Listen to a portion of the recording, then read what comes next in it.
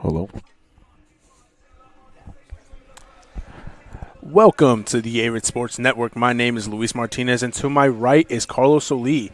And today we bring you the matchup between your very own Averett University men's soccer team versus the visiting Guilford Quakers of North Carolina.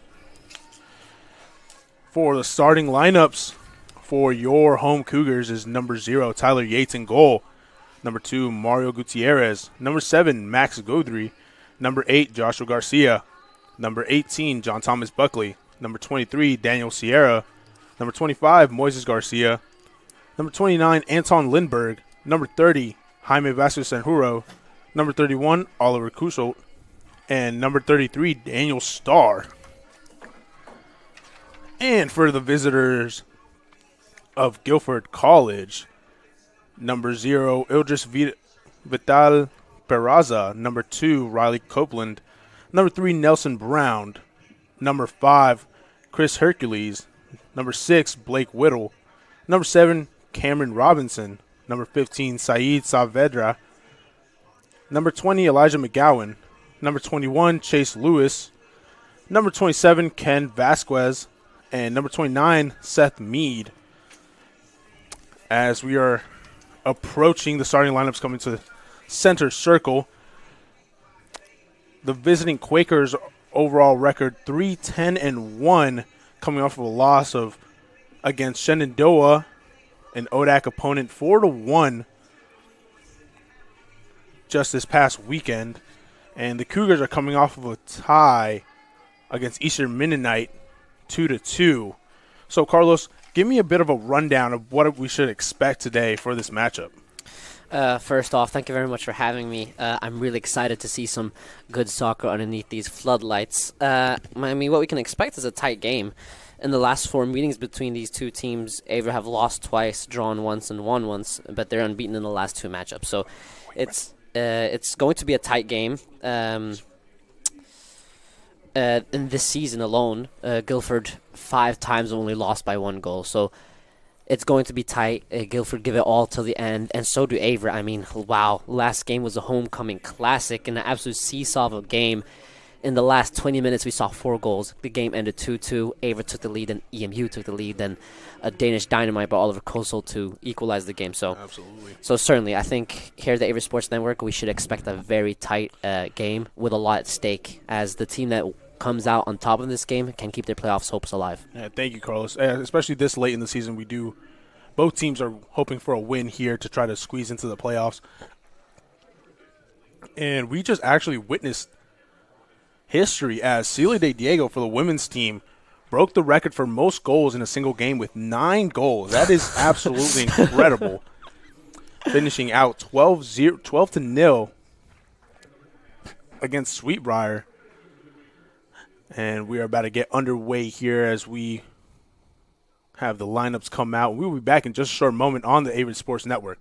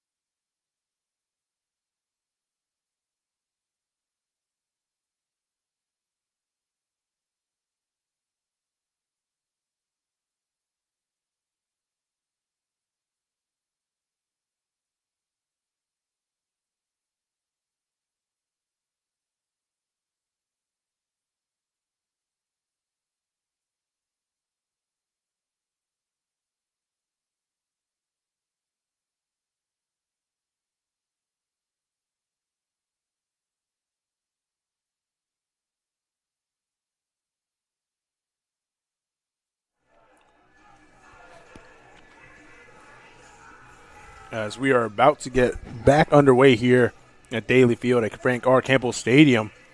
Both teams taking their respective sides. Carlos, what kind of formation should we expect out of the Cougars from recent games that have brought them success or unsuccess, and what should they change? Yeah, I mean, that's a great question. I think at the start of the season, they went with this 4-3-3, where it's one holding midfielder and then two players in front of him. But now it's two holding midfielders and one player in front of them too. So that has improved defensive stability, and it's shown in certain games, in certain moments. And, you know, Averett have been able to play out of the back a lot more efficiently as well. So it's definitely come with a lot of positives from a defensive standpoint. And it's getting the most out of certain players as well, which is great to see. But it's had its problems as well, as the players just haven't been that used to it. And when you throw it at them in the business end of the season, where you are desperate for results, it doesn't always go the way you want it to. And that's been shown by Averett being in a 9-game winless run. But they have had some really positive performances, especially in 6 different occasions so far this season. They've been behind and have gotten something out of the game with either a win or a draw. So I think the formation change that we've seen from a 4-3-3 to a 4-2-3-1 is something we should expect to see, but we shouldn't not expect to see possibly another formation change if that would be necessary. As we get back underway here, ready to start off, Lindbergh kicking it away there, falls to number 20, McGowan. Battle with Hercules. Sierra Goodry. Garcia to Moises Garcia, getting away from pressure. Great footwork there by Garcia. Sanjuro with a lot of pressure. Very calm, very composed. Moises Garcia taking a lot of space. Trying to play it to Starr. Ball go out of bounds. It'll be on the far sideline for a throw-in for the Quakers. Ball throw long. Garcia trying to retrieve it. Trying to get away. Gets it taken away by Quaker. A foul about the 35-yard line as Lindbergh tried to clear it. First foul of the matchup, as both teams, like I mentioned earlier, are trying to squeeze in as many wins as they can to try to get that final spot in the playoffs. Cougars currently sitting at 3-5-6, 6 draws, 5 losses. John Thomas Buckley, number 18, leading the way with 4 goals and 2 assists, 10 points total. Yeah, in recent games, he's been very impressive. He's played a lot of different positions so far this game and this season, and it's when he's been in those attacking positions, so as the number 10 right behind the striker or out wide, he's been such a important part of the attack because he's so good at driving the ball forwards, when it's very difficult to either send it long due to physicality or the intense pressure that the Averett players are under when they're trying to do shorter passes. So his ability to run with the ball and create space for others has been vital. And ball will go out of bounds. Kuso will send it into Lindbergh. Back to Vasco Sanjuro. Back to Lindbergh. Lindbergh chipping it over to Goodry. Beautiful pass there for Goodry. Sent back by Kuso. Lost in the midfield, but recovered by Sanjuro. Now back to Yates. 50-year senior goalkeeper for the Cougars. Now the Quakers fighting for the ball. Comes back down to Hercules, number 5. Across the far wing. And it'll go just straddling the line. The Quakers will maintain possession. Heavy pressure there by Buckley. Back to Hercules in the midfield. Back to McGowan, number 20. Meant there for Meade, and Meade couldn't quite hold on. Joshua Garcia maintains. Kuso now. Fancy footwork. Very composed on the ball. Now Goodrich Sierra. Sierra trying to get a touch on it. Just in time to Joshua Garcia getting away there from pressure from McGowan. And now Meade leading the charge against Garcia. Garcia holds on strong. Garcia taking it himself, leaves it for Goodry. Now Sierra back to Goodry. Sent into the midfield to an open Joshua Garcia. And Garcia gets taken out there by number 15, Saavedra. Ball in Cougar territory as a bit of a deflection there by Sanjuro. Yates recovers it off the ground. And Yates will roll it out quickly to Garcia. Open in the midfield. He will take space. He will drive the ball. Saavedra with a big body check there. Takes it away. Now will be cornered on the sideline. Gets it off Buckley and will throw it in.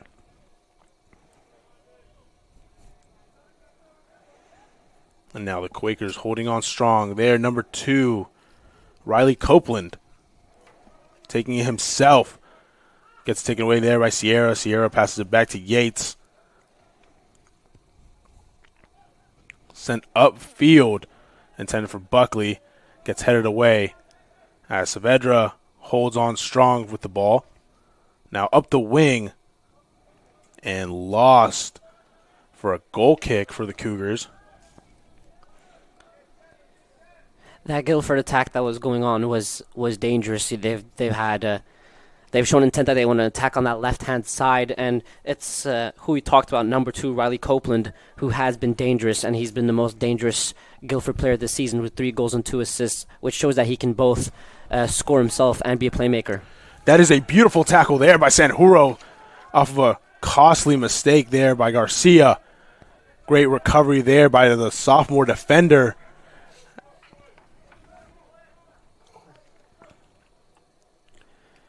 It was great recovery work by Jaime Vasquez Sanjurjo, but it seems like the way Averett are trying to play out of the back, they're kind of complacent. There is a lot at stake at this game, and there's 2 teams who are fighting for the same goal and the same position. It's 12th versus 13th in ODAC, so it seems like there's some sort of complacency at the back, especially from the Cougars right now, and Coach Philip Wilson needs to do the utmost he can do to keep play simple. Yeah, absolutely. Seen a lot of mistakes here from the Cougars early on in this first half. Ball will be out of bounds. Thrown inside there by Gutierrez. Sent back to Vasquez Sanjuro. Lindbergh now. It's Kusot. Kusot getting a beautiful touch there, looking for Starr. Back to Sierra. For Starr. Kicked away. And Sanjuro back to Lindbergh. Cougars maintain possession. Sierra with some space. Turns. Drives. There for Goodry. Now Goodry chipping it, trying to look for Garcia. And Vital Peraza will come out and retrieve this ball. Or roll it out quickly to Whittle. And leave it for Hercules, number 5.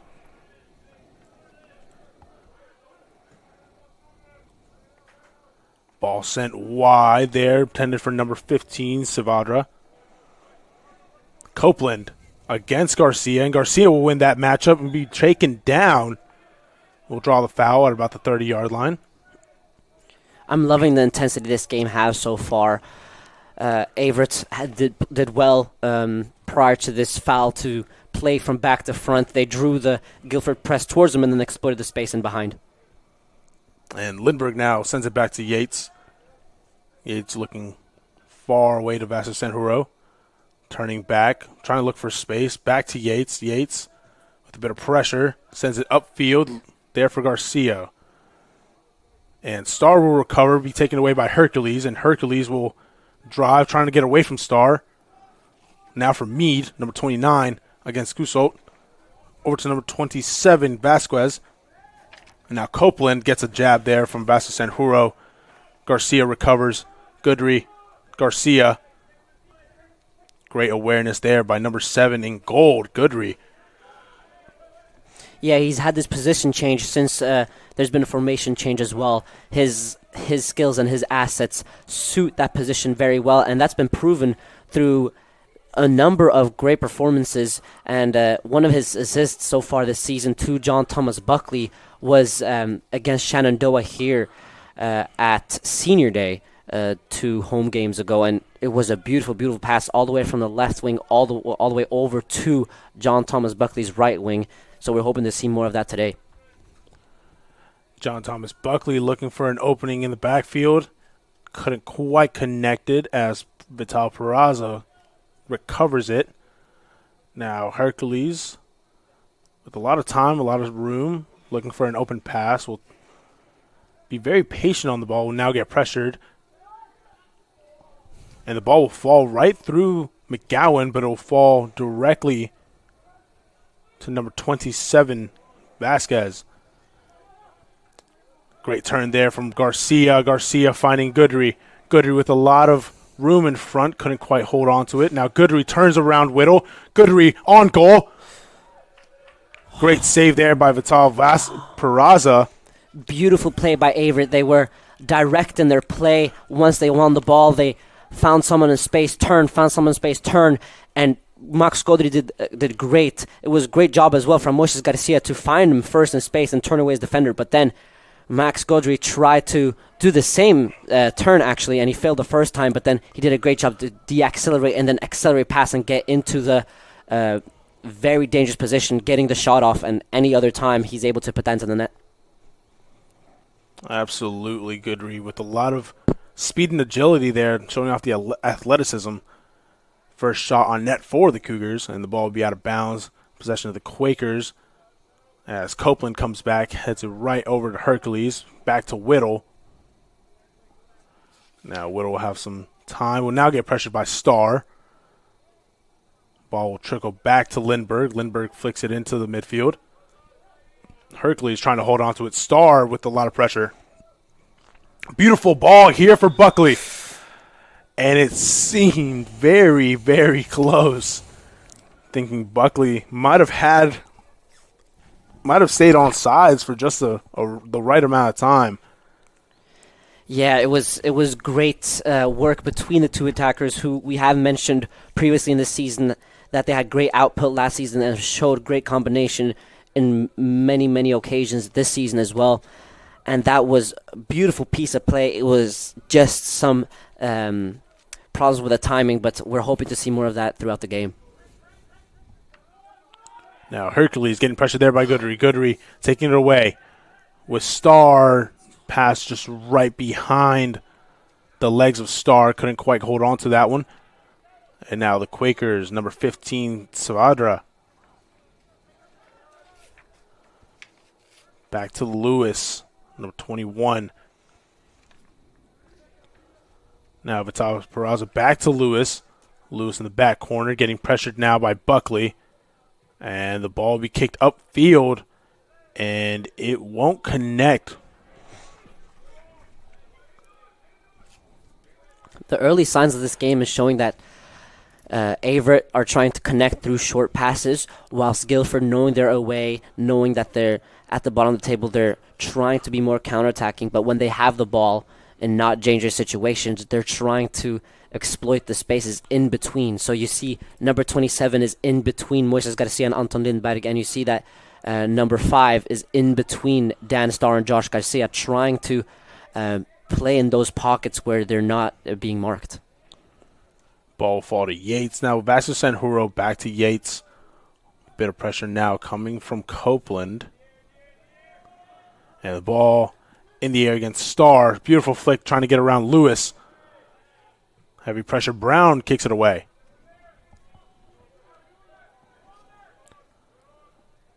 And now Vasquez Sanjuro gets tackled. Ball go out of bounds. It'll stay in possession of the Cougars. Be thrown in here by Gutierrez. And Gutierrez's foot was off the ground, off the throw-in.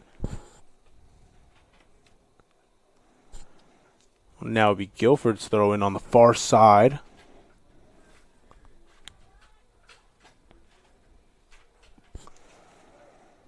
Thrown in here now.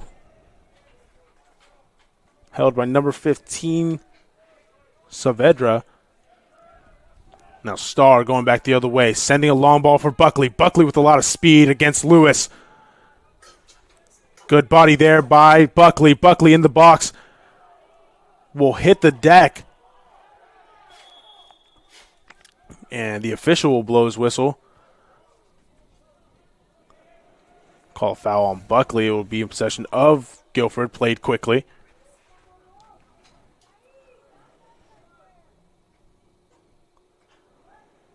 Saavedra gets the ball taken away. Thrown in here. A substitution now.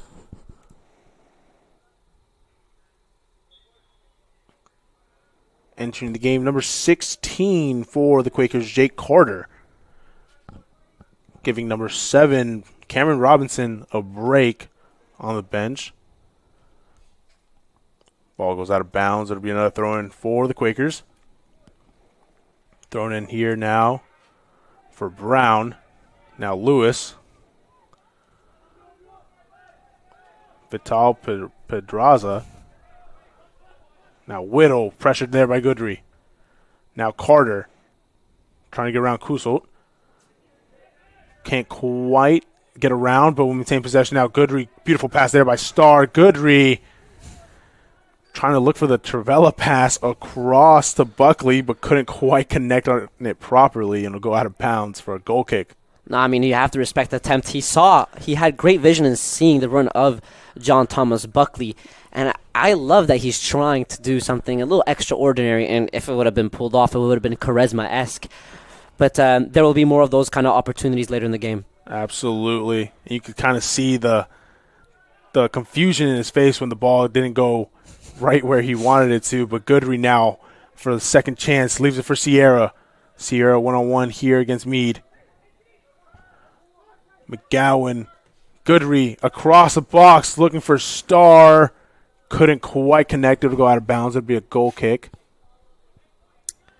You know, this is a great day for ODAC as 7 p.m., 4 games kicked off, including this one. And we have to mention that Lynchburg in this first half are 2-0 ahead versus Hampton-Sydney, whilst Roanoke are 1-0 ahead versus Washington and Lee. Hampton-Sydney going into the game prior to kickoff were top of ODAC, so this is putting a great spin on things. Whittle to Lewis, looking for an open man. Now Brown in the midfield, getting pressured there by Buckley. Back over to Hercules, number 5.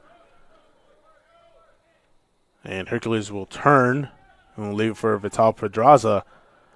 Heavy pressure there by Starr. Will kick it away. And getting into pressure. Finding Copeland, and Copeland offsides. Very heavy pressure there by the Quakers. This seems to be a part of the game plan that Guilford have applied. As we talked about earlier, they seem to be very direct in their play. Now Copeland with a bit of space takes a shot and just slips right behind Yates. Yates wishes he could take that one right back, as he had the proper positioning, proper handles, just couldn't quite secure it, and the Quakers will take a 1-0 lead in the first half. I mean, you have to respect and give credit to the high press that forced the mistake, and they won the ball back in a very dangerous position. And sure, it was great positioning, and his hands were ready, Tyler Yates, but the shot is very difficult to read. It was bouncing in front of him, and with those bounces, very difficult to read where the ball will go. And sadly for Averett and Tyler Yates, he wasn't able to parry it away, and it's 1-0 Guilford. Now that's Senhuro into Gutierrez. Mario Gutierrez turning, trying to look for Sierra. Now Lewis with the ball. Meade. And now the ball will be in possession of the Cougars. Now Starr in a foot race, trying to keep it in bounds. Will hold on just in time. Pass back to Garcia. Garcia couldn't quite hold on to it. Now Saavedra passes it back to Lewis. Lewis kicks it up. Lindbergh brings it down to Kusult. Kusult over to Vasco Senhuro. Heavy press here from the Quakers. Kusult taking a step back, gets it back to Yates. Yates getting pressured by Copeland. Sends it across field to Gutierrez. Gutierrez trying his best to take space, and Gutierrez will take a big hit here as the official will award a foul. Averett have showed positive signs so far this game. They're just unlucky that Guilford have been very disciplined and organized in their defense, as well as being clinical. So if Averett keep doing what they're doing, applying pressure, especially higher up the pitch, there's a couple times where they've won the ball back in the Guilford half. I do think that Averett can keep their playoff hopes alive and get something out of this game. And we will take a quick injury timeout and be back in just a short moment.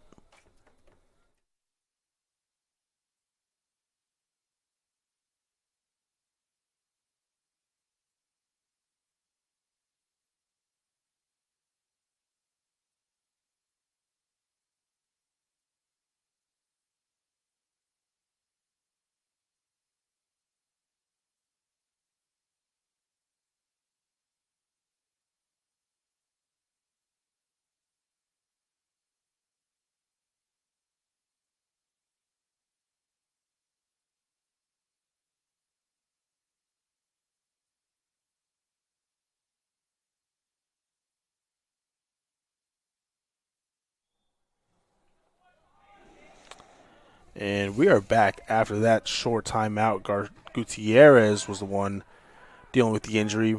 Glad to see he got up on his feet on his own. And Copeland in the box takes a dive, and they are awarding a penalty to Copeland.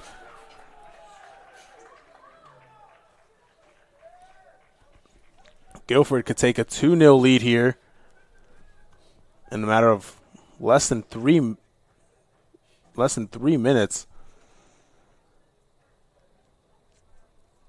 It's a big blow for Averett. Tyler Yates is great on penalties, so we will remain optimistic, but this can totally change the momentum of the game. As we await the official's whistle, and Copeland will step up against Yates. Yates gets there just in time. Yates, great save. Beautiful save. The penalty was smart, trying to place it down the middle with Tyler Yates quick to dive, but the way he left that foot hanging, getting it way out of danger is incredibly impressive. Beautiful save there by Yates, maintaining his composure and holding on strong. As the ball comes down to Lindbergh, and the Cougars will try to get this one back from Guilford. Sanjuro sent a little wide there from Yates. We'll leave for Garcia now. Garcia trying to turn with the ball. Hercules putting great body in front of it, shielding the ball. Now Brown sending it upfield there, looking for number 27. Now Sierra. Kusol, a bit of a run there to catch up to that ball. Beautiful ball there for Starr. Trying to get around Lewis. Sent across there looking for Lilly. And Lilly will have to track back against Saavedra. Saavedra on the wing. Gets clipped there by Lilly. Be a free kick. Played quickly there to Copeland. The ball trickles around. Now Meade. Copeland with a lot of speed holding onto the ball himself. Gets tangled around Vasquez Sanjuro. Now Kusol. Goodry turns, takes his speed, gets around number 20 McGowan, and slips. McGowan recovering that ball. Now Ken Vasquez taking pressure at midfield. Getting away, finding space, finding Meade on the other side. Ball crossed in. Yates recovers quickly, rolls it out for Oliver Kusol. Starr back to Kusol, number 31. Over to Sierra. Kusol now. A very versatile player, number 31 in gold. See him about everywhere on this field. Ball sent wide there by Vasquez Sanjuro for Starr. Getting around McGowan. Putting it in the box. What a chance there for the Cougars. That's a beautifully constructed attack, going from right to left, switching the point of attack, and it was impressive by Dan Starr how he's able to cut the lane of his defender and get the ball into the box, and it's a great run from second to first post, and any other day that ball goes into the back of the net. Yeah, quite unlucky for the Cougars as Lilly got a foot behind it but just couldn't quite bring it down into the back of the net. And the ball will now fall to Yates. After this penalty save, this game has intensified. You know, this penalty save could have switched momentum completely, but it has in favor of Averett. Guilford have tried to apply higher pressure and have been successful at times, but the defensive line of Averett have remained composed, and they've been able to create more opportunities for the attacking line of Averett. And here come the Cougars. Buckley there for Starr, and Starr gets a tug and awaiting the rule of the official. And a yellow card is given against number 6, Whittle, for a tug on the back of the jersey of Daniel Starr, and he will draw a foul.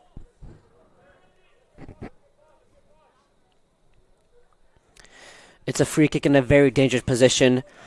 It's very similar to the position where Oliver Coastal scored that volley versus EMU in the same kind of area, and he has been the number 1 free kick taker this year. So we're hoping that this will lead to an equalizer. This is very good scoring opportunity. And we await the decision as the official gives space. Vital Pedraza adjusting his wall. Looking onto the ball is Buckley and Kusult.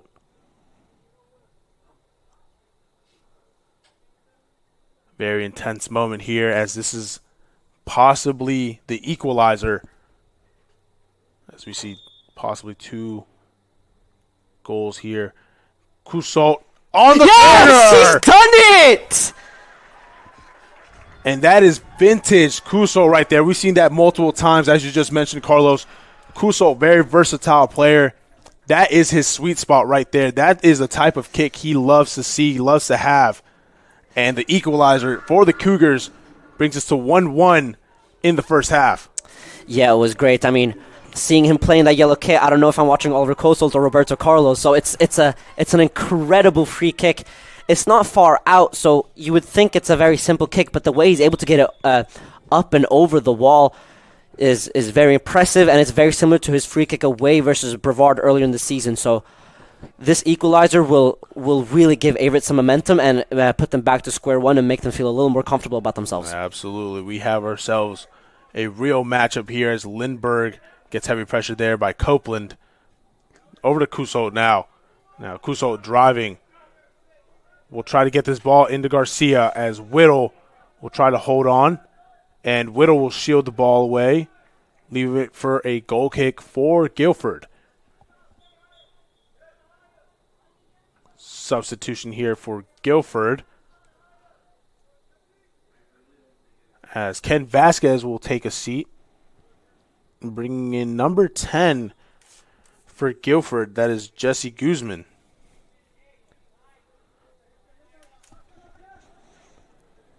And Whittle sending one away there for Guzman. Guzman getting his first couple touches here.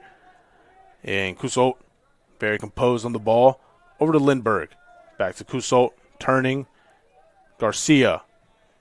Back to Senhuro getting sent kind of wide. Gets there just in time there for Buckley. Back to Garcia. Back to Buckley. Buckley now for Starr. Starr trying to make something of it here. Now Lilly. Getting pressured quickly there by Meade. Recovered for the Quakers. Now Meade on the wing. Gets stopped immediately there by Garcia. Held very strong. Throw in quickly there. Copeland. Copeland, a very, very dangerous player here for the Quakers. Now Lilly. Sent across field. Goodry.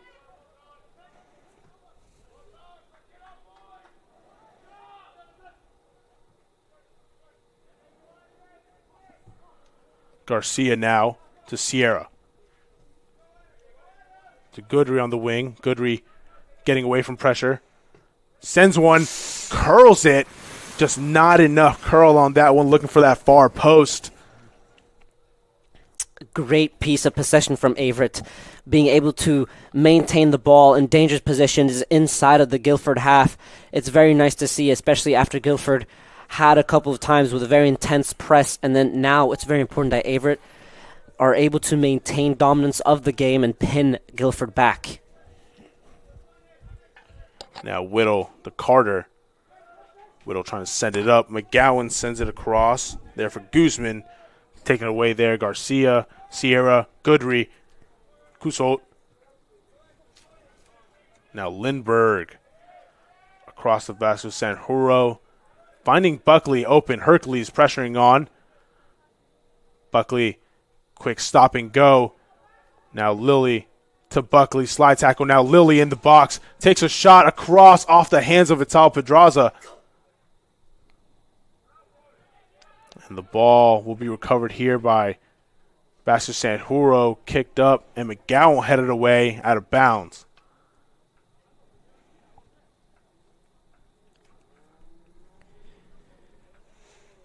In a couple places all over ODAC, the second half is set to start. Roanoke are 1-0 ahead versus Washington and Lee. Randolph-Macon are playing 1-1 versus Virginia Wesleyan, and Hampton-Sydney are trailing 2-0 versus Lynchburg. Now the ball being moved around here in the bottom left corner. And it will stay with Guilford.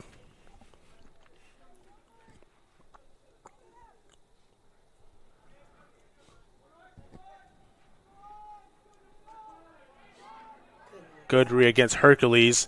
Starr trying to recover that one. Kicked off of Starr by Whittle.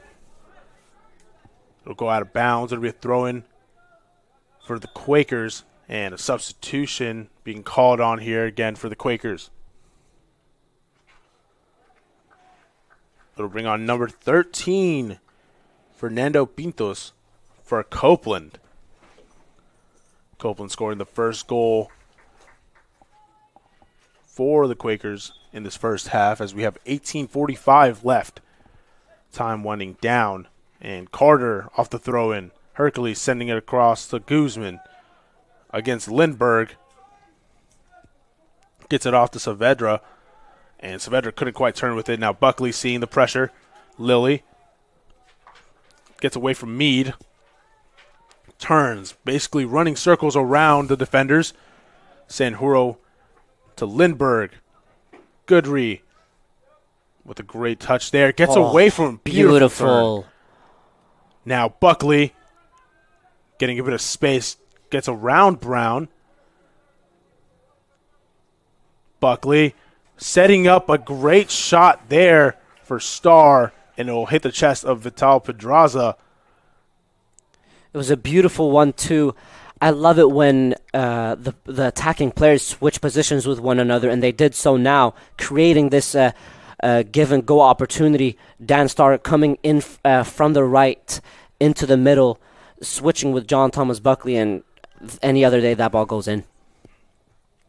Now the ball will come to Sierra off the punt there by Vital Pedraza. Buckley trying to hold on. Lindbergh taking himself against three players. Buckley, Starr, Buckley again. Getting around Hercules for Starr. Now Starr against goal. Vital Pedraza coming and meeting Starr, getting big, getting a big save there for the Quakers.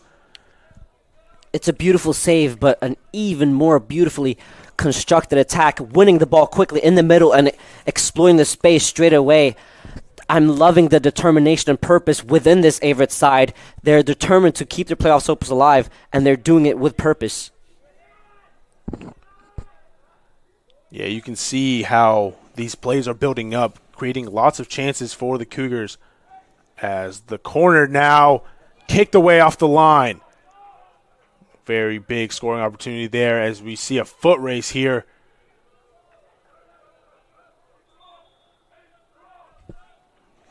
Ever since Tyler Yates saved that penalty, this game has been totally different. It went from possibly being 2-0 to now 1-1. that save switched momentum completely. It kind of killed some optimism within the Guilford squad and gave some of the optimism to the Cougars. And since Averett have just been applying more and more pressure. Now Guzman in Cougar territory up against Lindbergh. And ball will be crossed away there for Pintos. And Pintos will get the ball deflected. Garcia trying to look for Starr. Starr will try to take a touch. Turns. Gets it taken away by Lewis. And Lewis finding some space. Gets it back to Hercules. Now to Whittle in his own territory. Over to Carter, number 16 in black. Taking space. Goodry avoiding the foul. Good ball there for Pintos. Goodry, beautiful ball. Garcia now taking space, taking advantage. Now Lilly on the far side making the run. Lilly trying to send it in for the cross. And Vital Pedraza will clean it up in his own box. Take it out himself. I'm loving the end-to-end football from both teams at the moment. This game is intense. The players know what's at stake, and both teams, they're not making this game cagey. They're really, really trying to go at each team, and you see that through the high pressure and intense running that's going on. And I'm very impressed by Max Gaudry on the left-hand side. Of course, I'm impressed by everyone so far, but the way he's keeping the ball moving and putting himself in dangerous positions, but also, getting the best out of others. The way he did that first time pass to Joshua Garcia and made him, be in a position where he could turn and fight Dan Lilly on the other side. It was beautiful. And we have a free kick here on the far sideline in front of the Guilford bench, waiting the official. Now the whistle was blown. Sierra there for Garcia. Back to Sierra. Sierra hoping to cross. Sends his defenders. Puts it into the box for an opportunity. Gets headed away. Buckley will recover. Leaves it for Lindbergh, and Lindbergh will switch the plane. Garcia drives. Gets by his defender. Lots of space in front of him. Beautiful ball there. Star intended for Dan Lilly. And Pedraza will recover it. Rolls it out to Hercules. Over to Whittle. Now Lewis. Scanning the field. Finds Brown. Brown gets it deflected. But it'll stay with Pintos. And a switch of playing here. A long ball here intended for Jake Carter, number 16. And the ball will trickle out of bounds. It'll be a throw-in for the Cougars.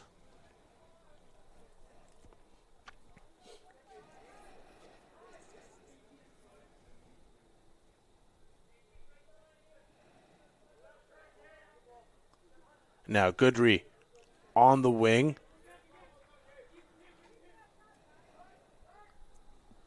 Gets it deflected there by number 8, Gabe Douglas.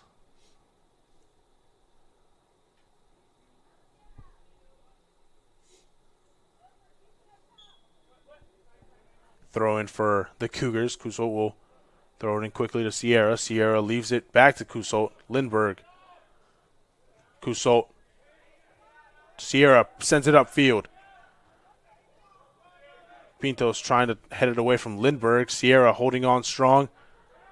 Lindbergh going to hold on to this one. Trying to spin away from pressure. Pintos couldn't quite get a hold on that one. And now the ball will come off the foot of Hercules, number 5. Another throw in. Heavy pressure there in dangerous territory. Could have been costly, but great composure there by Lindbergh. Now Starr. Goodry. Back to Starr. Starr couldn't quite get a touch on that ball. Lewis gets it away from him. And now Saavedra in midfield, getting away from Buckley. Headed away by Garcia. Could have been costly as Yates took a false step. Almost slipped. Now Cousault one-on-one against Carter. Calmly gets past. Leaves it back for Sanjuro. Lindbergh. Kusot. Garcia. Back to Goodry. Sending a long ball here for Starr. And Lewis will head it back to Vital Pedraza.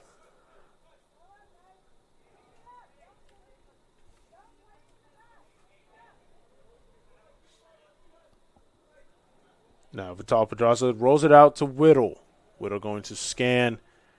Kicks it upfield. It'll go out of bounds. It'll be another throw-in.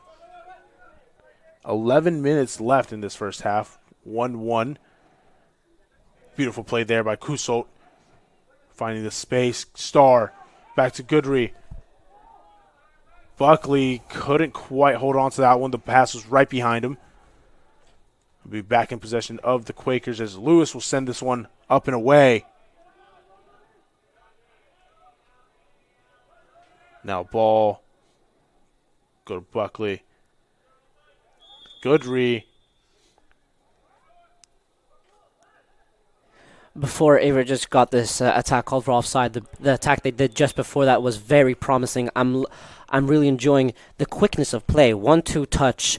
If it's in between the legs or not, they get some of those sometimes as well, those beautiful nutmegs. But, the intensity, but also purpose, as we mentioned, and how quickly they're able to get from one side to the other. It's very impressive, and how they connect with one another. It's just that timing was a little off, as Max Gaudry was looking for a pass and goal, whilst John Thomas Buckley wanted to pass through. The ball will be kicked out of bounds for a corner kick, and Guzman, number 10 in black, will send this one in. Substitutions here for both sides. Garcia going to take a seat, bringing on number 10, Diego Gufuni.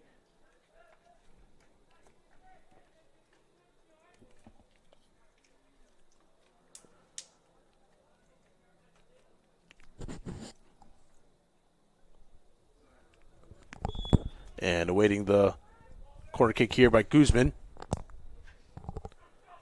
Saavedra outside the box trying to look for a shot, and it'll go way out of bounds over the safety net.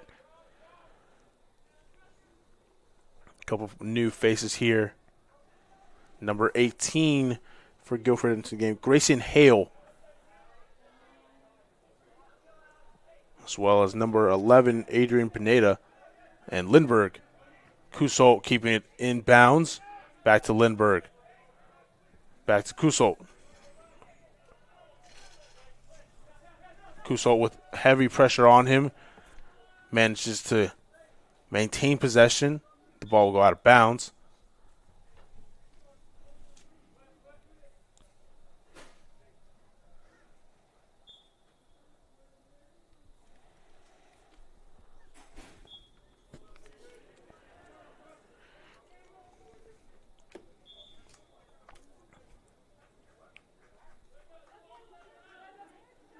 Gabe Douglas very confused on that ball. Ball played quickly. A lot of confusion here between both teams as the official can't quite get a control on this one.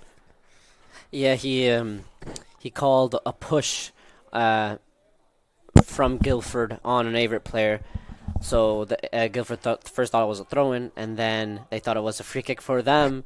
And then Max Gaudry tried to take the free kick quickly, but the way he put the ball down, the ball was still rolling whilst he kicked it, and the free kick had to be retaken. Beautiful ball here by Goodry for Lilly. Lilly in the box, and the offsides flag is shown. A beautiful attack from Averett. We saw a lot of short passes, intricate passes between the players earlier in the half, and which gave some success, but this is also a beautiful way to attack. When they see the space in behind, there's no time to waste in doing short passes when you can send it in behind straight away. Now Lewis looking for Pineda. Sierra recovers that ball. Garcia holding on to this one is Moises Garcia.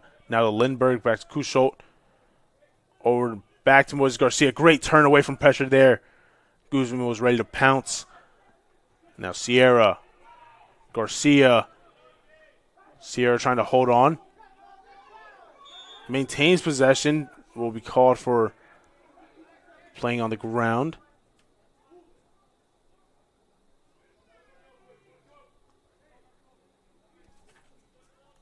Gabe Douglas going to take this away.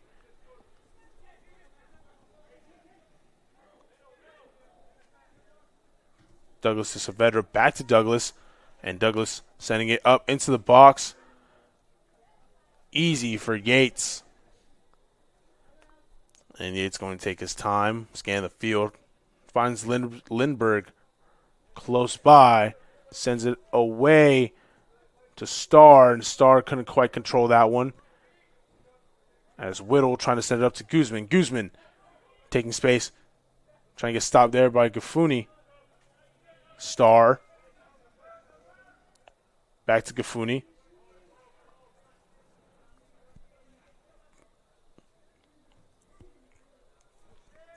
Driven pass here to Lindbergh. Now Sierra.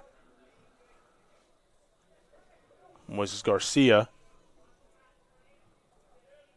5:23 left in this first half.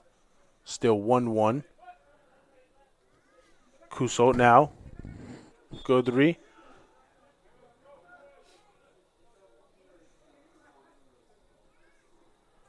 Thrown in by Douglas. Sierra, heavy pressure there on Saavedra.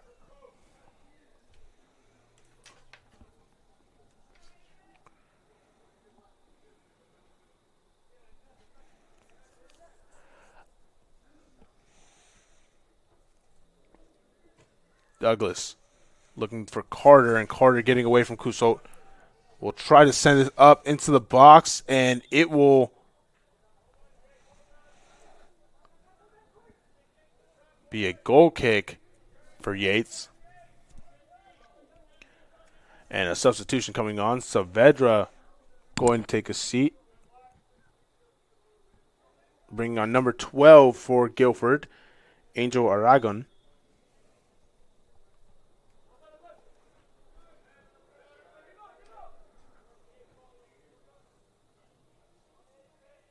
Garcia getting away from pressure. Looking for an opening. Gets it to Gafuni. Gafuni to Lindbergh. Kusot on his left. Godry looking for Kusot. Kusot on the run against Douglas. Gets it across. There for Lilly. Lilly couldn't quite hold on in the box. Now Lindbergh. Kusot control. Bit of miscommunication here. As the ball is kicked to Lindbergh. Back to Kusot.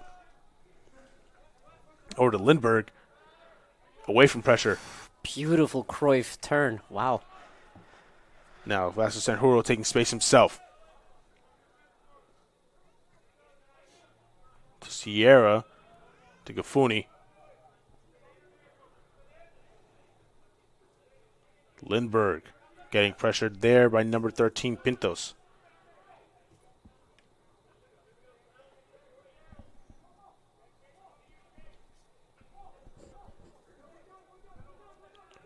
Garcia now to Sierra. Godry looking for an open pass. It'll roll out of bounds. It'll be a goal kick. Yeah, he's a big fan of those. He's trying to make those his trademark, those curved inward cross passes from the left-hand side. Those kind of passes are very dangerous. They're very much like what Lamine Yamal does for Spain and Barcelona.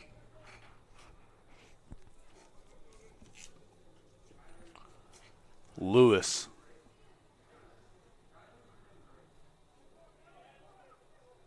Ball to Guzman, number 10, Black in the midfield. Back to Lewis, trying to take some space. Garcia intercepts his ball against Pineda, but Pineda will hold on strong, gets it over to Guzman. Guzman now flipping the field.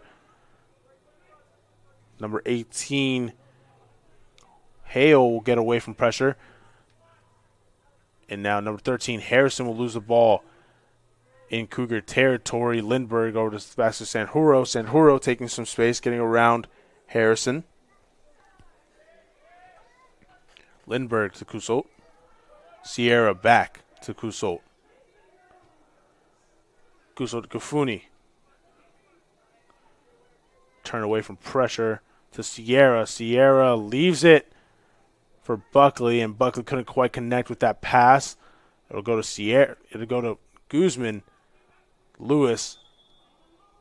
Bit of a collision there between Starr and Lewis, and Guzman will hold on. Now Whittle.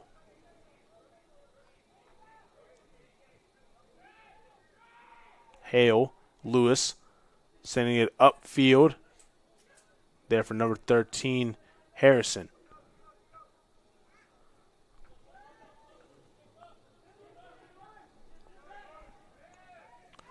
Heavy step there by Lindbergh, draws the foul. The official will have a couple words to say to Lindbergh. No card drawn.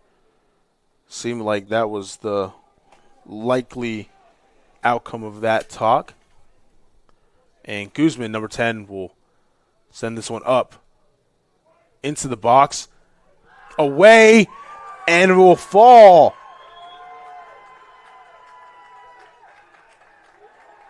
This will fall to number 8, Gabe Douglas,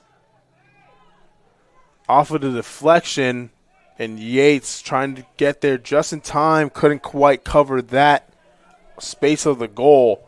It'll be 2-1 with 48 seconds left in this half. Cougars will be down 1.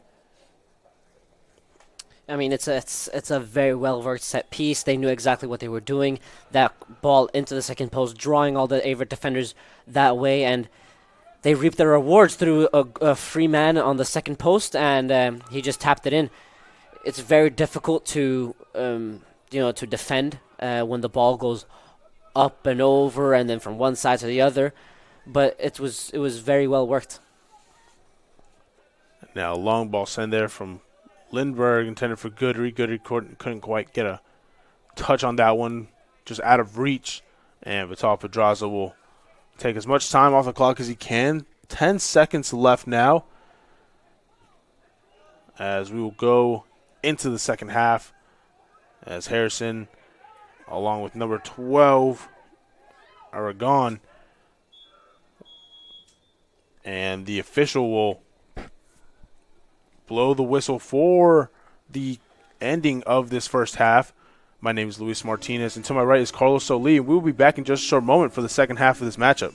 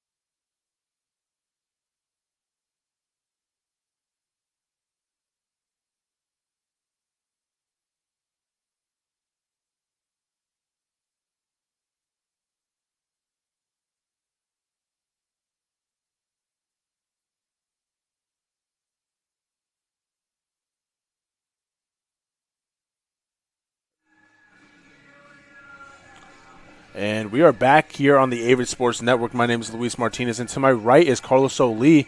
And we're about to bring you the second half of this matchup between the visiting Guilford College Quakers and your very own Averett University Cougars. And the first half finishing out 2-1 in favor of the Quakers. Carlos, why don't you also give us a bit of an update around the conference for score lines? Yeah, I mean, it's a great day of ODAC soccer. There's plenty of goals all over. Let's start with Roanoke, who doubled their lead in the 63rd minute, but then in the 65th minute, 45th second, Washington Lee reduced that lead once again. So it's 2-1 for Roanoke versus Washington Lee, two teams that have been nationally ranked this year. So that's a high-caliber game. Randolph and Macon and Virginia Wesleyan are still contesting a 1-1 game, but Virginia Wesleyan are rampant. They have 21 shots to Randolph-Macon's 2, whilst Hampton-Sydney are still trailing 2-0 versus Lynchburg. Thank you very much, Carlos. So back to here on at Daly Field, obviously just mentioned 2-1 down are the Cougars. What are some things we need to see out of the gold side that they need to fix going into the second half? First off, I mean, where do I even start? I think first off, the set piece. Set pieces, they are Guilford are dangerous on those. They're not a team that will be a team that enjoys a lot of possession all the time, whilst Averett are.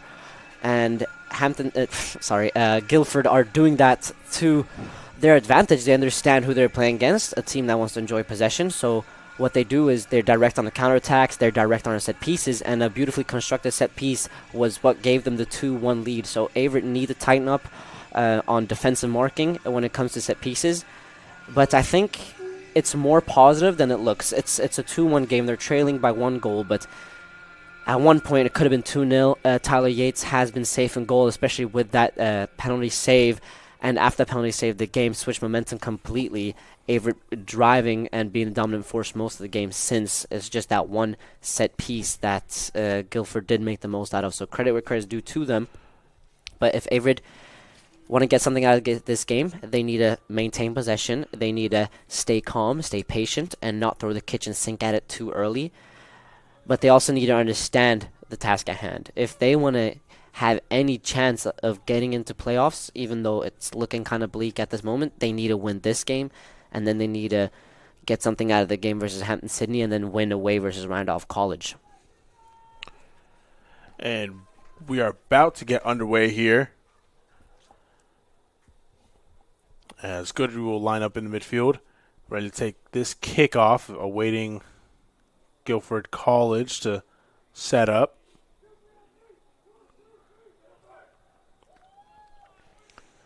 A lot of action coming in that first half. A goal within the first couple, for halfway through that first half, and then a penalty save there by Yates to maintain the 1-0 difference. And then a goal, a beautiful free kick there by Oliver Kuso. Absolutely amazing.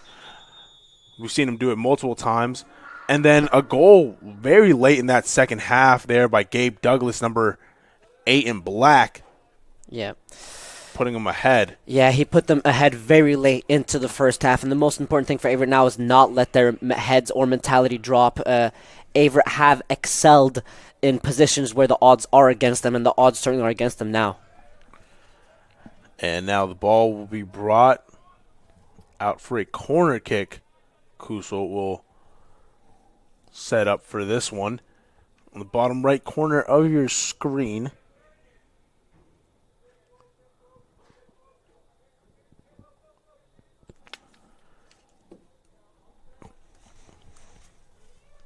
And Kuso will line up. Hand will be raised. Stepped up. Driven. Far into the top right corner. Yes. This is the perfect way to start this second half. They ended the second half in the most horrible way you could with less than a minute left. They conceded a goal on a set piece, but now it's Averett's turn to score on a set piece. Oliver Kosolt delivering a very, very good corner, and Averett did a great job in swarming the penalty area, making it very difficult for the Guilford goalkeeper to be assertive in his own box, and now we're back to square one.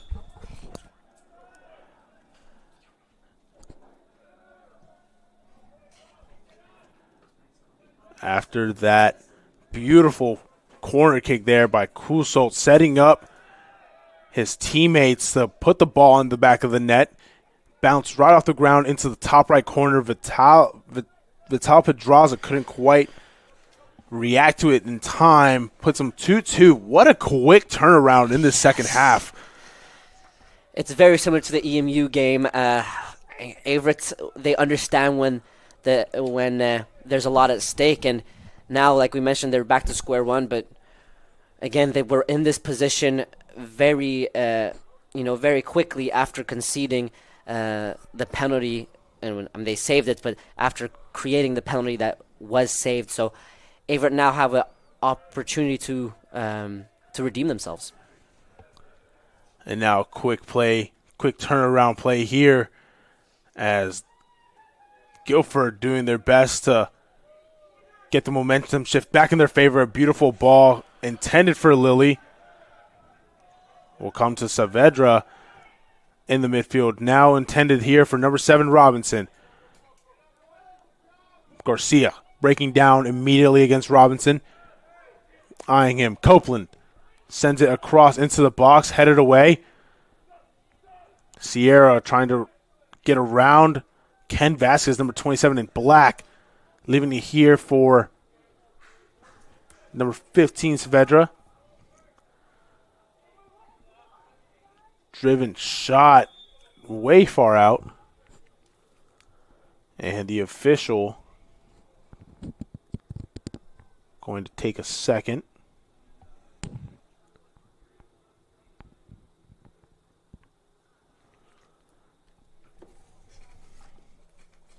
The clock was momentarily stopped after that equalizer by the Cougars early on in the second half.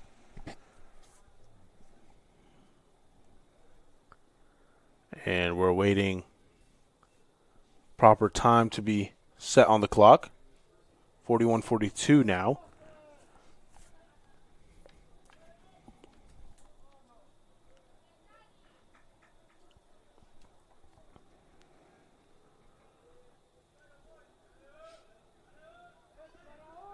Awaiting the officials' restart.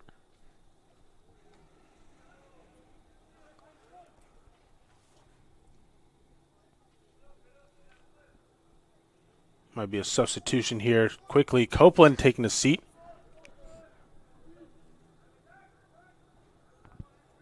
Bringing on number 13 for Guilford, Alex Harrison. Now, Basenjuro taking a quick drive. Harrison trying to catch up to him. Leave it for Garcia. Garcia looking for Lilly. Stopped there by Hercules. Buckley against Hercules. Hercules getting around. He will draw the foul. Back at about the 35-yard line. Leaves it back for Whittle. Now to Lewis. Now Lewis will take his space. Long strides. Intended there for Robinson. But Robinson going in the wrong direction. Leaves the ball out of bounds. And now Saavedra. Whittle. Heavy pressure here. Now Starr getting a heavy tackle there by Saavedra, and the official blows the whistle. Yeah, the referee he made a mistake by not letting Dan Starr continue the attack. He put his he made a gesture which showed that he was disappointed with himself, which is fine. He understands his mistake, but it's correct in it being a free kick. But with the space that Dan Starr had in front of him, it's the wrong call to be so quick on his whistle. But he understands his mistake. It's fine. Advantage should have been played there. Starr had quite a bit of space right behind him if he would have turned and had the chance to.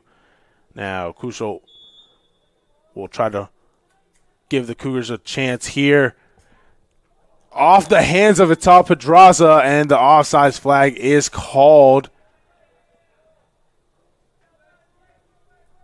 A great scoring opportunity there. Pedraza quick to make that save. Ball sent long here, out of bounds.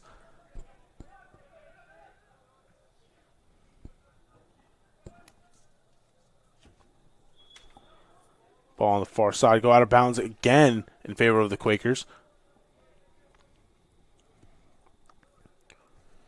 Left here for McGowan. Now Vasco Sanjuro trying to hold on to this ball. Kicked away. Still in bounds.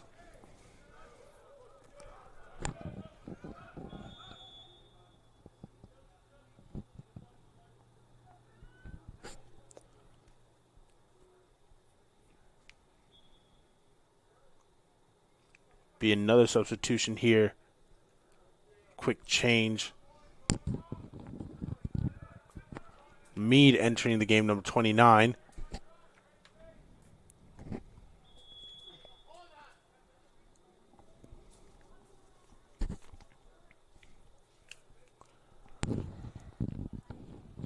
The official checking up on Guilford player. May have been struck.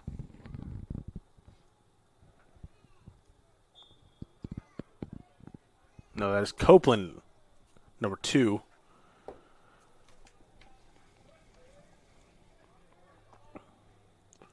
Sierra fighting for the ball. Kicked away there by McGowan. Copeland, heavy pressure there against Sierra. And a foul is called on Sierra.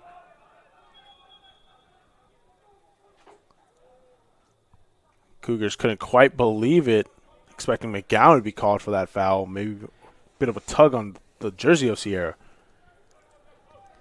The last couple of minutes, Averett have struggled to get the ball on the ground and dominating possession. They needed to get that back quickly to find some rhythm and get more attacking force. Ball driven here for Copeland. And a bicycle attempt there by Whittle. Falls easily in the hands of Yates, and Garcia will have to chase this one down. There for Starr. Starr shielding the ball against McGowan. Will turn, get away from McGowan. And he will maintain possession, but gets it tapped away there by Vasquez. Great footwork there by Garcia. Beautifully done by Moises Garcia. A beautiful ball there by Sierra into the box. Yes!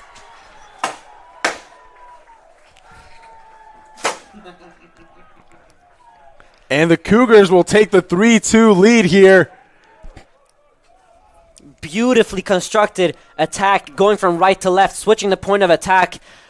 Dan Starr at first did great to maintain possession, win battle on the right-hand side. And then the ball bounces to Moises Garcia. And at first, I thought he did a little too much doing that dribble. But then he was able to get it over to Dan Lilly, who found himself in a central position coming in from his right-hand side, switching positions with Dan Starr. First touch back, and then finding Max Godry on the left-hand side. And then the cross is on the ground beautifully. And then all that needs to be done is tap it in. An absolute beautiful piece there by the Cougars, putting them up 1 for the first time in this matchup. And now the Quakers trying to answer back quickly, and the official will blow a foul just outside of the box.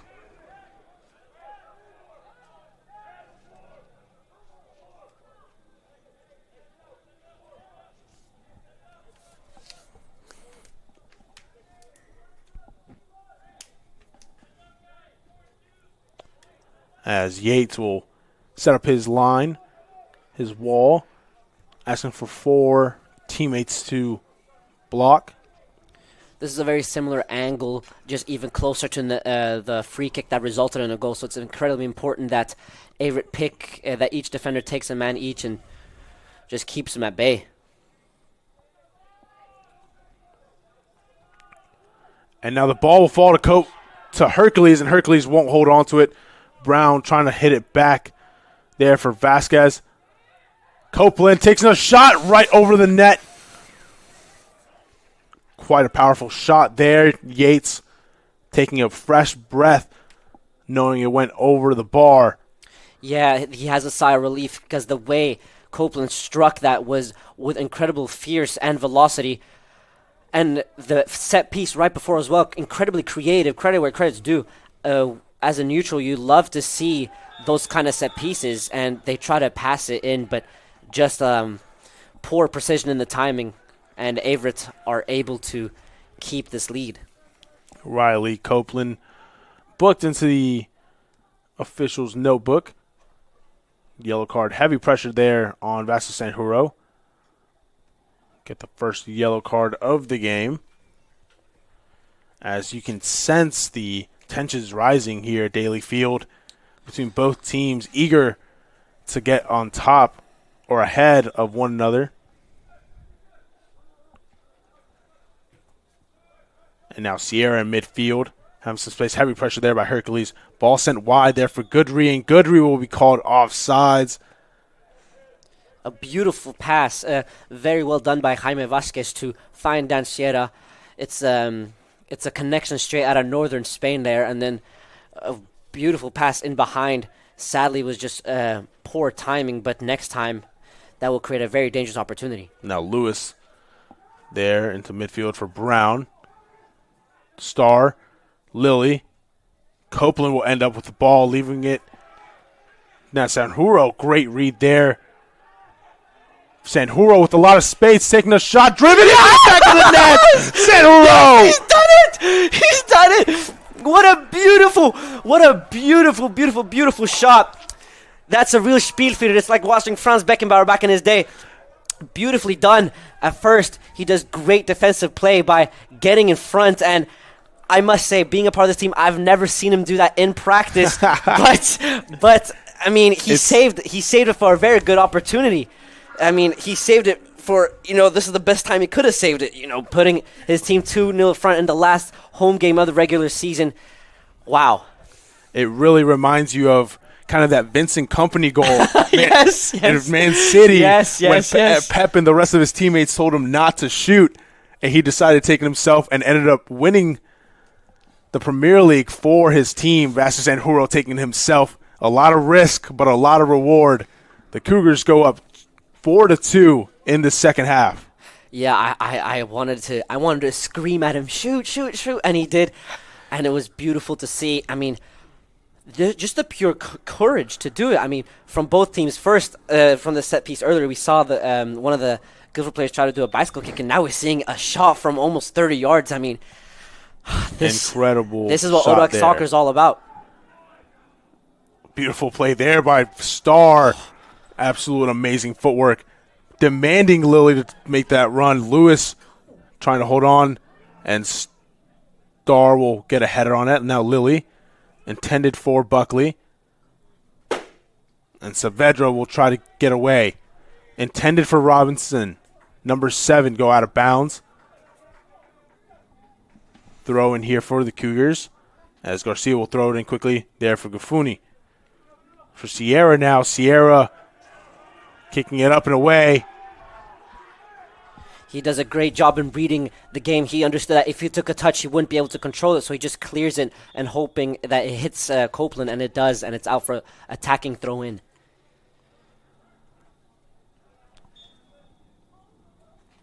It's incredibly important now that Averett don't switch their mentality or don't switch the game plan completely, letting Guilford back into the game.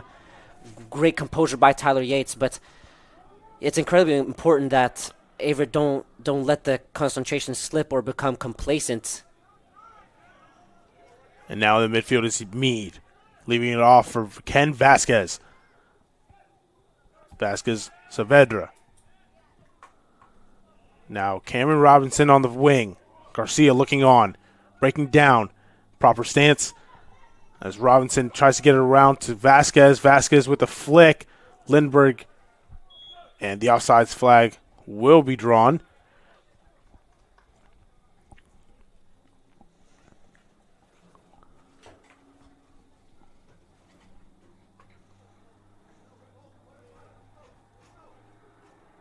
Game management right now will be vital. It's still 33 minutes left to play. Averett in these 12 minutes have really intensified this game. Guilford haven't had an answer, and it's just important to understand that the game will go in flows, it will go in intervals, and momentum will change, which is why Averett need to do everything they can to maintain possession, maintain composure, understand the task at hand, and not give any opportunities to Guilford like they did when Guilford first scored. And now awaiting the official to get everything squared away. Get us back started here. Yates over to Vasa Sanjuro. And Sanjuro feeling a little brave today. Will take it himself again. Try to get it over to Gafuni. Taken away there by Brown. Saavedra having a mistake. Now Lilly taking that ball away. Now Sierra in the backfield. And a foul is called at about midfield.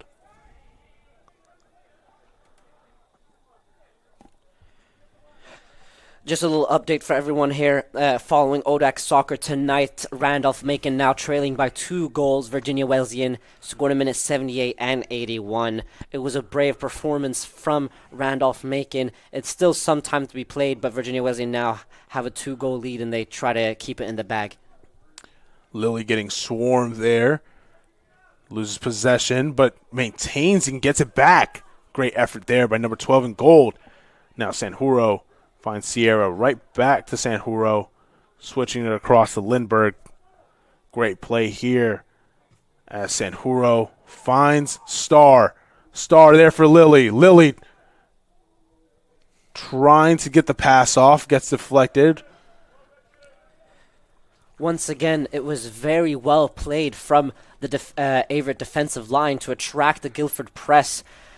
And then finding the spaces, and Dan Starr has been so mobile today, moving from right to left, up and down, and he found space in front of the center backs. He was given time to turn, and in the space that he left behind him, Dan Lilly did a great job in attacking that. It was just the pass was a little off. Now Starr, heavy pressure right behind him. We'll find Goodry. Goodry gets it right behind the top of Pedraza, and Goodry puts him up 5-3. Beautiful, beautiful attack. They're able to win the ball in a very dangerous position, and then just going from one side to the other. Great patience in waiting for the run from his left winger. Dan Starr does a great job in turning, finding his left winger. Max Gaudry turns his fullback, his opponent, and sends the goalkeeper the wrong way, and he just about toe pokes it into the near post. As this seemed like it was going to be a bit of a closer matchup, very down to the wire, it looks like the Cougars are now sort of running away with it, taking that momentum and just not looking back. As Goodry puts them up 5-2.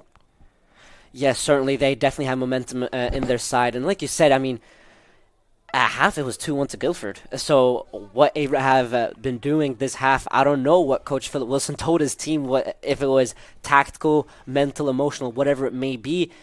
It's an incredible second half performance so far, but don't let this go. I mean, there's still 31 minutes of soccer to be played here tonight, which means that Guilford have 31 minutes to score a couple goals, and they're on the attack now. As that is Ken Vasquez trying to take a shot and held on strong there by the Cougars, as Kuso will hold on in the box, not drawing a foul. Very good defensive presence there by Kuso. Throwing quickly there for Sierra. Lindbergh sending it up. That is Saavedra trying to get around Buckley. And Buckley will be called for the foul. McGowan will take the free kick at about the 43-yard line. Saavedra off for Vasquez. Now Brown. Now Meade, number 29. Trying to drive. Trying to take space.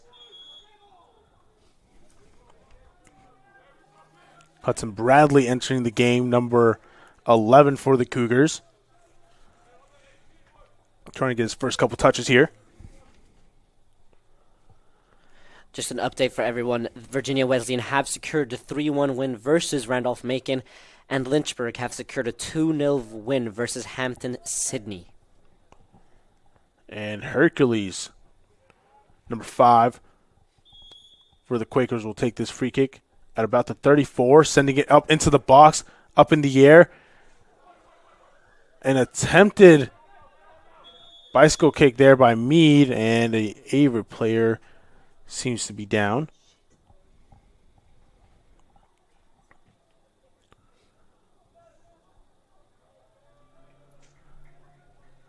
That is Diego Gufuni getting back up on his own strength.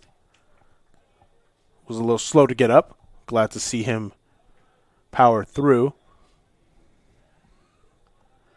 And Yates rolls it out to Lindbergh. Lindbergh taking some space, finding Goodry. Now Goodry will get it taken away by Vasquez. Vasquez looking for Copeland. Couldn't quite get a touch on that one, and Yates will hold it in his own box. Will now wait for some pressure, and he will fall on top of it, wasting a bit of time. Yeah, these are the kind of situations where you need those experience, and Tyler Yates certainly has experience understanding when to slow the game down and when to attack. When you are ahead by the margin you are, there's no reason to quickly launch a counterattack. And now Mead getting himself a bit of free space. Great stop there by Vasquez Sanjuro. Selling out completely for that stop, not allowing Copeland to get a through ball onto goal. And now Saavedra, heavy pressure there. Gufuni taking it away. Kusult trying to look for an open player. That is Starr, leaving for Kusult. Kusult trying to send it upfield, gets deflected. Now Sierra. Back to Kusult. Gets the ball into Goodry. Back to Sierra. Switching the plane here. Looking for Bradley, but Brown is there just in time. And leaves it for Vital Pedraza.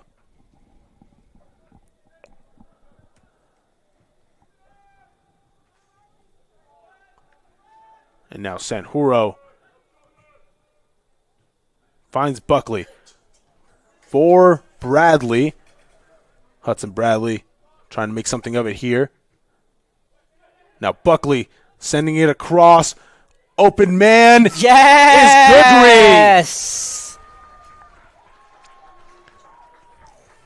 Great play by the Averett Cougars. Hudson Bradley, who has come in, has been a breath of fresh air when it comes to energy on that right-hand side. And his movement out wide created space in the half pocket on the inside for John Thomas Buckley, and his touch was great with a lot of purpose, getting down that line, getting in front of his marker, and then cutting it back exactly where the ball should be. And Max Godry does a great job cutting in from his left-hand side and finishing. Yeah, absolutely. We love to see these type of plays out of the Cougars, the ones that have brought them so much success. You can really tell they're enjoying playing the sport of football or soccer. Yeah, I mean, with their yellow kits, it would seem like we're watching the 1998 Brazil team, but we're not. So I think this is the next best thing, isn't it? Absolutely, yes. As we have a couple substitutions here.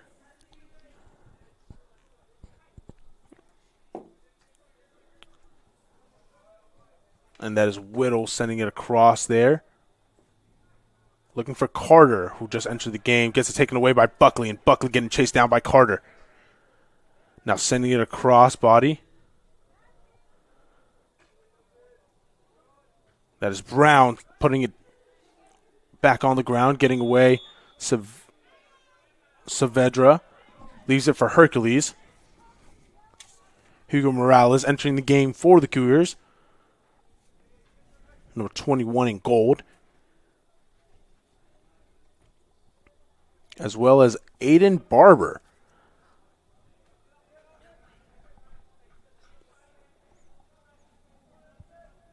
Lewis looking for Brown, and Brown going to send it right back to Vital Pedraza. Heavy pressure there by Buckley. McGowan getting away from Goodry. And Hercules finding some space. Now heavy challenge there. And Sierra is booked, and he has no idea how that could have possibly been a foul. Or a yellow card at least. In absolute shock. is Sierra on the heavy challenge on Copeland. McGowan going to kick this one upfield. 26:47 left in the second half. McGowan sending this up into the box, and Yates gets a touch on that one off the head of Saavedra, going out of bounds. It'll be a goal kick for the Cougars.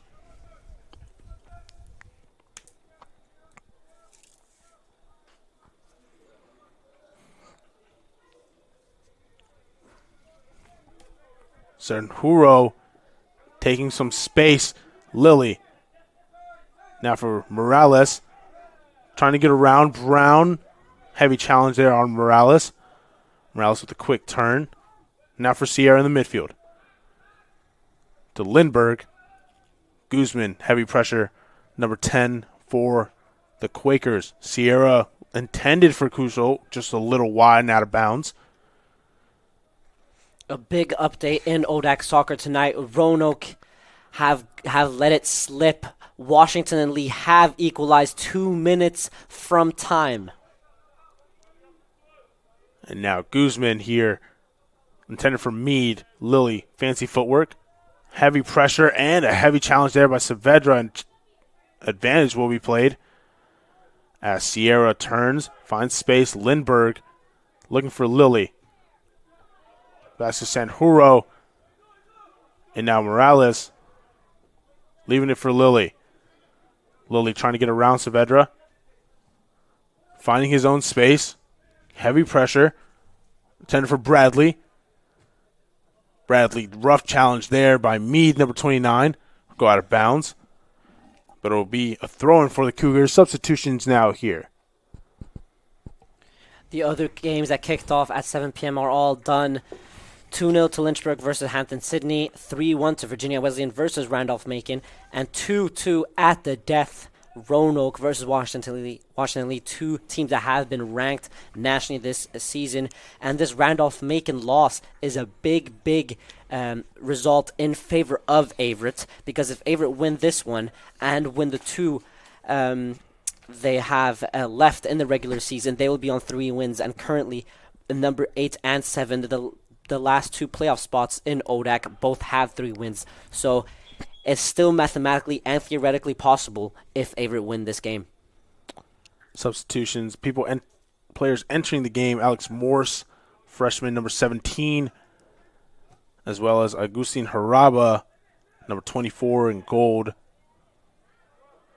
Now Goodry getting this interception here on the far side against Carter. And the ball will be deflected and it will go out of bounds. It will be a throw-in for the Cougars. Kuso will tend to throw it in. Thrown in quickly now to Haraba. Haraba sending it into the box. Whittle. Heavy pressure there on Lindbergh, and no foul is called. As Sanjuro, beautiful turn.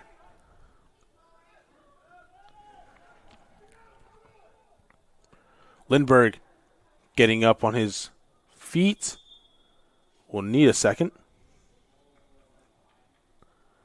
And a wholesale here. A lot of 4 substitutions here for Guilford. Number 17,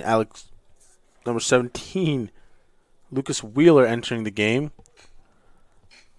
Number 11, Pineda. Number 13, Alex Harrison.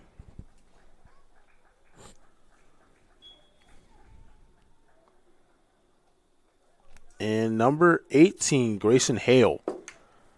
All 4 of those players entering the game, checking in for the Quakers.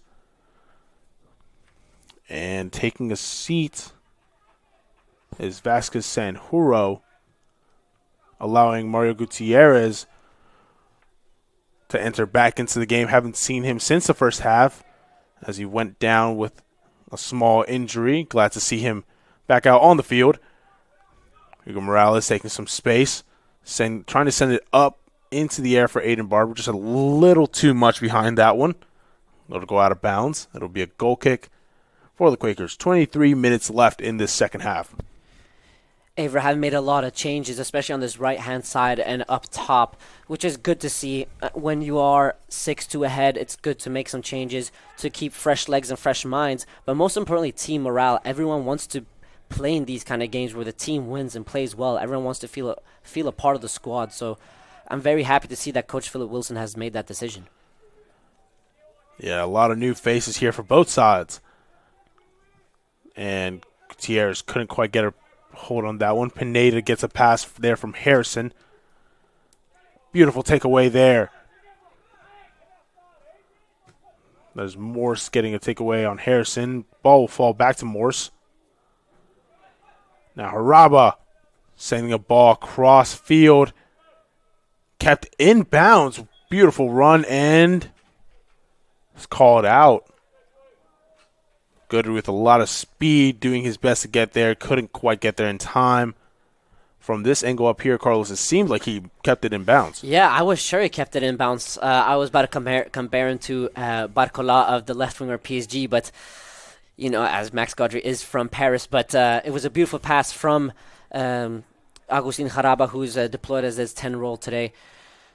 And it's just about out. I mean, it's fine that this one's out. He's gotten so many other through balls today, and he's played such a good game. So that this one is out, I think, is totally okay. And Morse gets it back to Gutierrez. Over to Yates. Heavy pressure here coming from Guzman. Guzman running out of gas. Now Hercules against Lindbergh. Lindbergh gets it over to Kusholt. Goodry trying to hold on to this ball.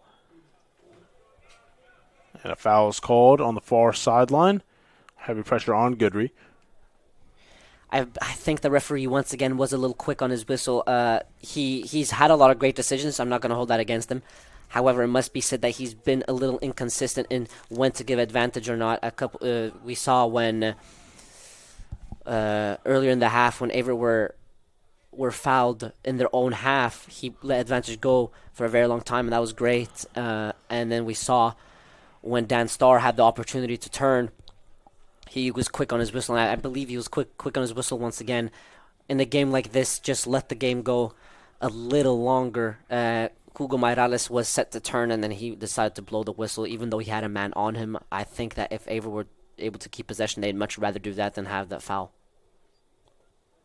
Yep, Fernando Pintos, number 13, entering the game for the Cougars.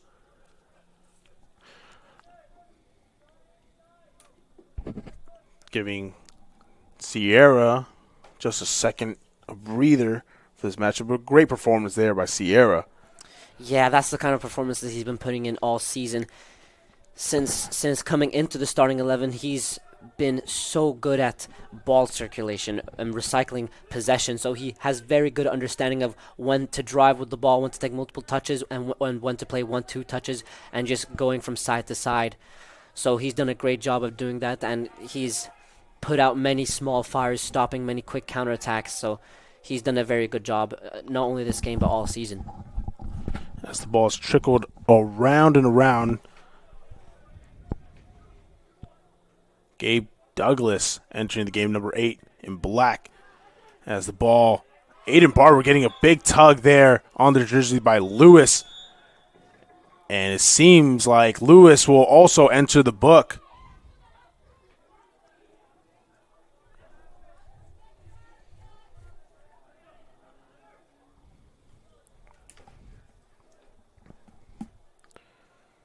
Gutierrez is going to put this one back into play.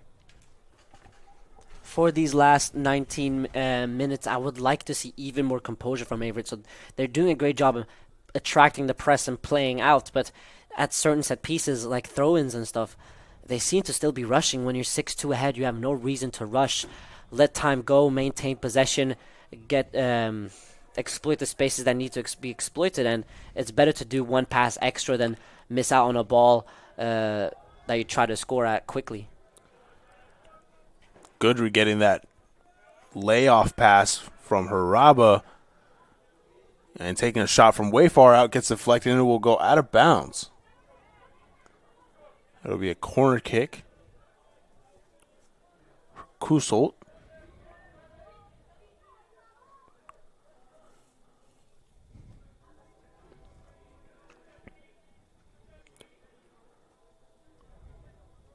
Kuso played quickly for Goodry. Now to Kuso. Now Kuso will have some space. Will take a shot. Be deflected in the box.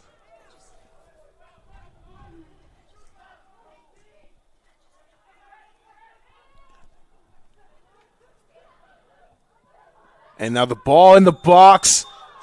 It'll go just off of the deflection. It's called for an offside, which is heartbreaking because it was great play by the 3 substitute. Fernando Pintos was able to find himself in some space, toe poke it over to Bradley, and Bradley did a great job in getting something on it before the goalkeeper. It bounces, and Aiden Barber, with great striker's instinct, just getting it onto the goal with his first touch, and then it's called for offside. And Vital Pedraza will kick this one away.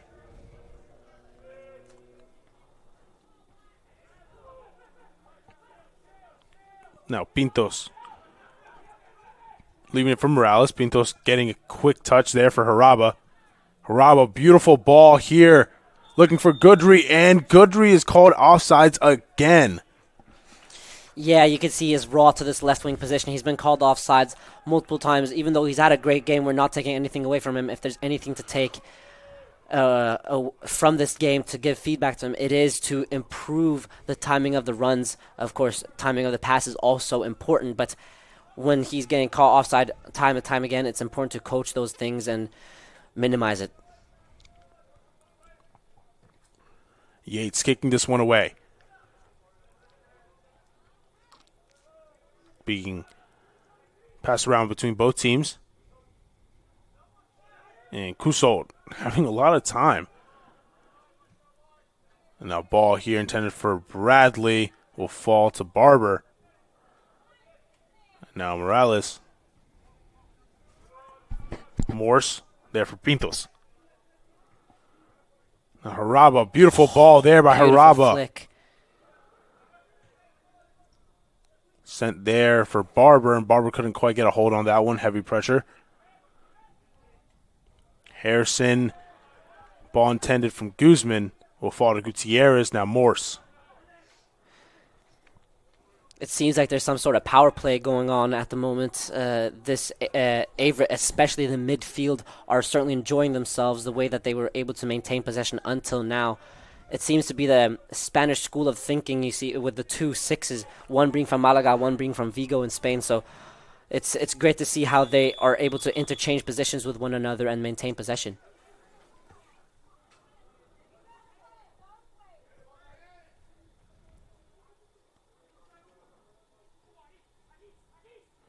You can hear these players communicating, obviously, in their native language of Spanish. Yeah. And it's an absolutely beautiful thing, as it's just an extra piece that a lot of players don't have. And now we have Goodry taking a quick drive here for Bradley, and Bradley trying to hold on. And a big shot there off of Vital Pedraza. Goodry driven right into the chest of Vital. Yeah, great play once again by Averett. They have to keep their minds in it with a little over 15 minutes left of the game. And, getting those, creating those kind of chances is a good way to play these last 15 minutes, as long as they don't become complacent and individuals start thinking about wanting to get on the score sheet, because the most important thing is to close up shop. And Gutierrez collided there, taken down by Pedraza, by Pineda, number 11. Being talked to by the official, absolutely telling him you cannot do that under any circumstances. This is not that type of football.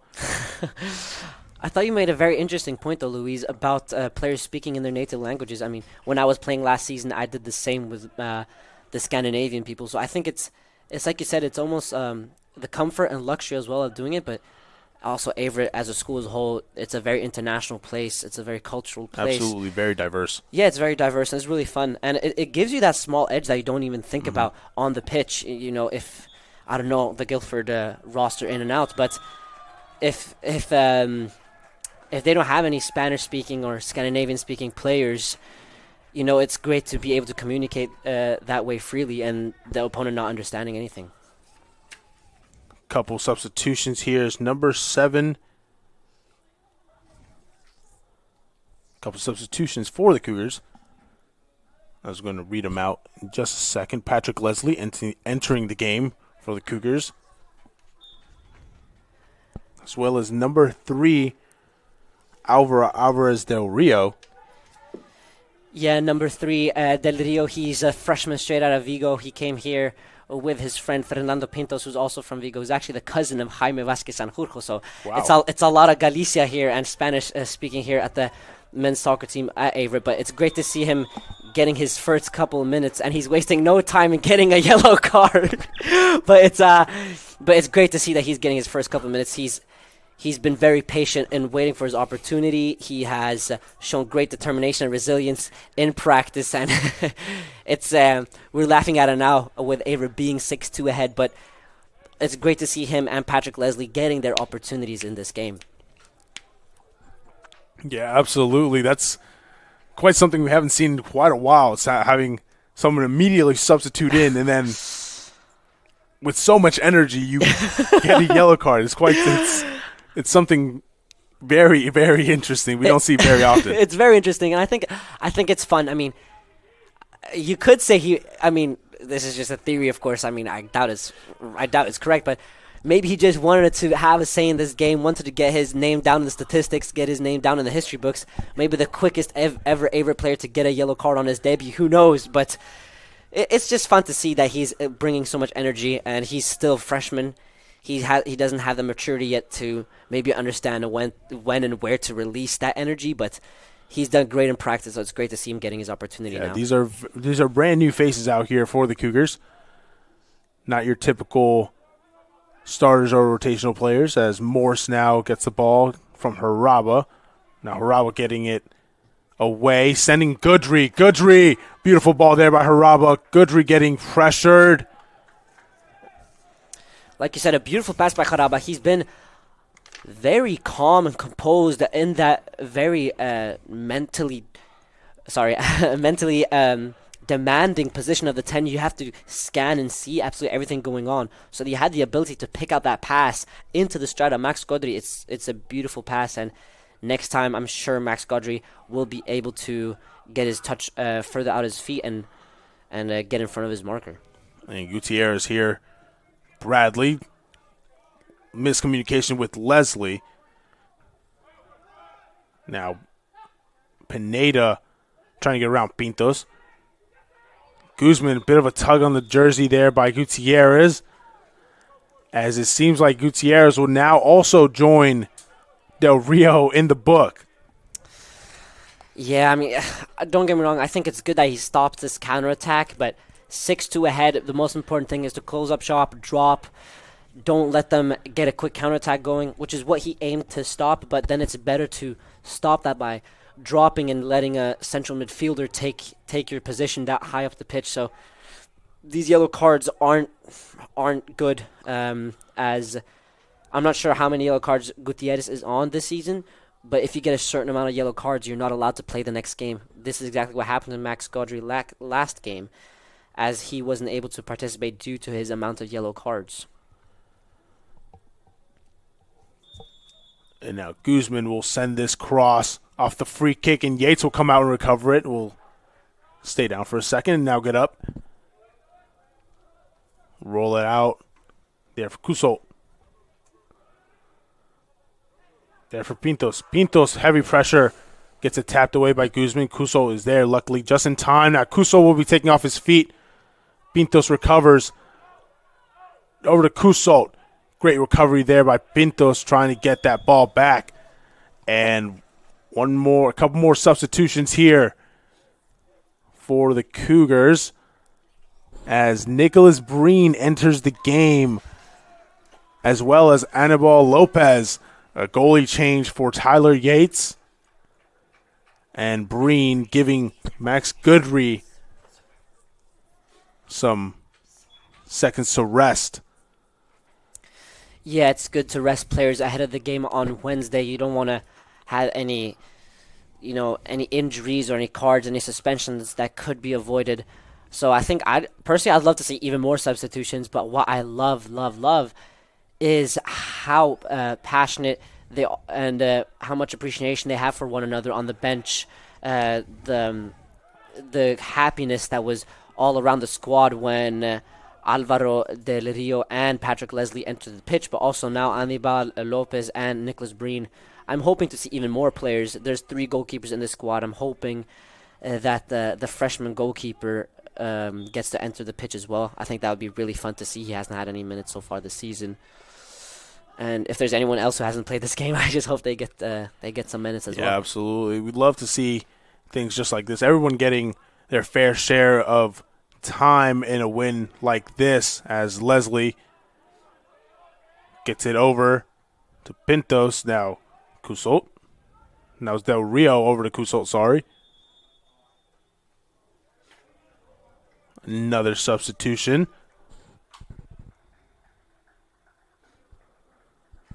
As there's Will Davis entering the game, giving Hudson Bradley some rest.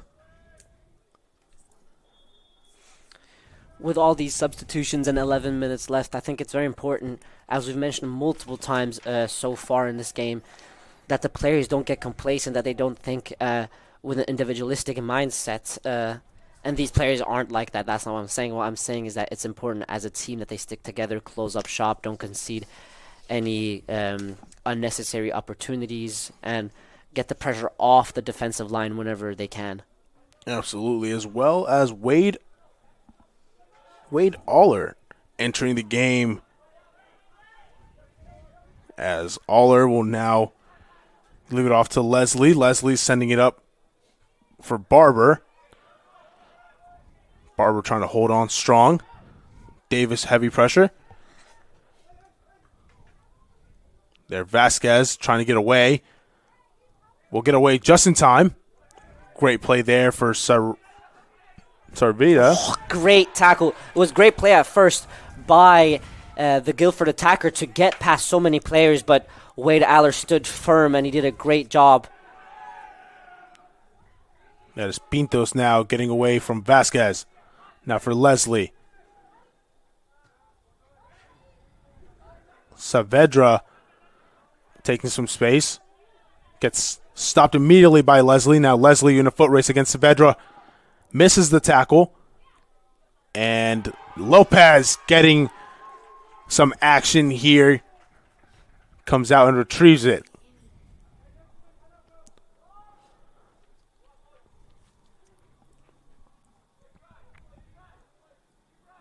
Lopez will send it up and away. Brown will get a touch on it. Davis looking on. Leslie, quick to Pintos. Pintos, great tackle. Trying to hold on. Wins it back. Oh. Beautiful move there by Pintos.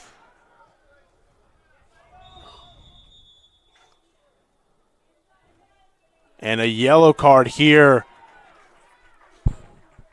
for number 18 on Guilford's side, Grayson Hale. A lot of yellow cards given today for both sides.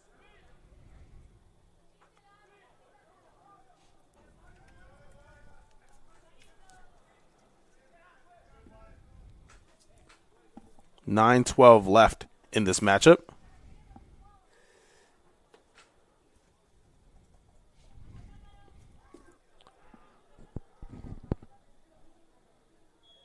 Del Rio for Aller.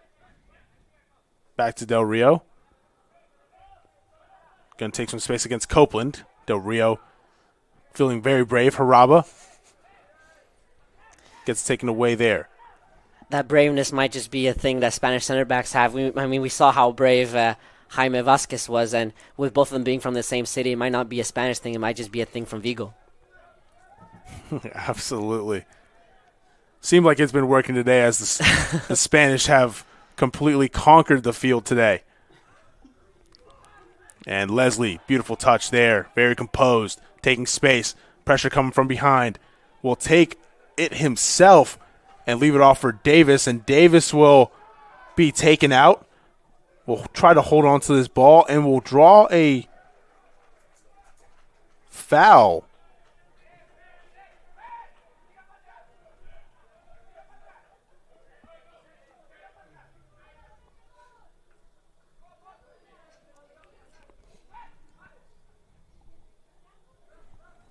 As you can hear, Lopez very vividly commanding his troops, taking over for Yates this time. Seems like Pintos will now send this one in.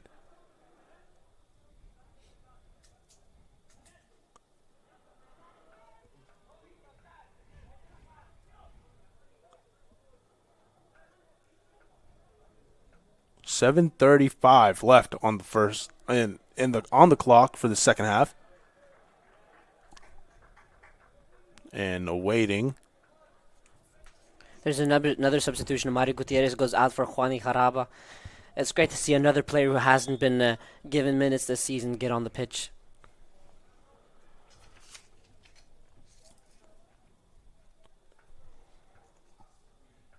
And holding on strong enough as we seems like the official needs to have something written down, fixed. Yeah, it seems like he needs to confirm the substitution that happened for Averett just now, as the Mario Gutierrez did just run off quickly, but it seems like everything is in order now. And Pintos. Oh, clock changed to 7:41.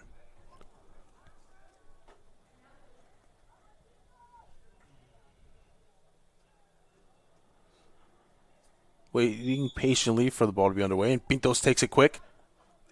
And it looks like Pintos might have had an Olympico. Yeah, I don't know. I'm not sure. Did it hit the post and in? Because I thought the goalkeeper got a grip on it, and then someone else maybe deflected it in. But it may have gone off, maybe at the touch of Will Davis, number 19. But it seems like they're going to give it to Pintos. And isn't that amazing? Yeah, it is amazing. It's great to see a freshman with so much courage taking the free kick. Taking the free kick from a corner position, which is why you did such a great analogy of saying it was an Olympico. It was very similar to what Pulisic did yesterday versus Club Brugge in the Champions League. So it's great to see that he took that on, and not only did he take it on, but he perfected it. He executed it with perfection. And it's great to see as well, how happy his teammates are for him running onto the subs bench. It's great to see. Yeah, I love seeing the ones support the twos just as much as the twos support the ones. As this squad has come quite a way. As we did mention early on in that first half, we thought this was going to be a very down-to-the-wire matchup. Yeah. And it's the Cougars have completely run away with it. And an offside call here on Guzman. Yeah, it seems like Averett have run away with it. There's a saying in Denmark that says 2 + 2 is 5, and I think that fits perfectly to this game. Averett have struggled to connect as a team this season, but they have connected more than ever today, and they've paid they're reaping their rewards. Leslie against Saavedra, and Saavedra will win that one. Now ball here for Copeland, and Copeland will be called offsides. Great work by Wade Aller and Alvarez de Rio to keep each other in line and make sure that Copeland runs offside. And it was great work as well, the offside call right before that, even though it was offside. Alvarez del Rio did a great job in tracking it back, and a beautiful slide tackle, getting the ball first from behind. Now, Whittle.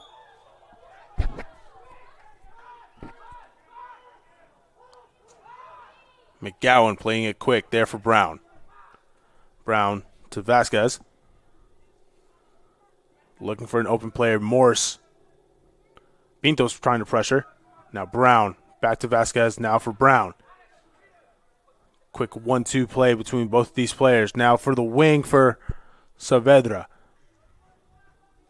As Leslie takes it away. Great tackle by Patrick Leslie, and great ability as well to win the throw-in.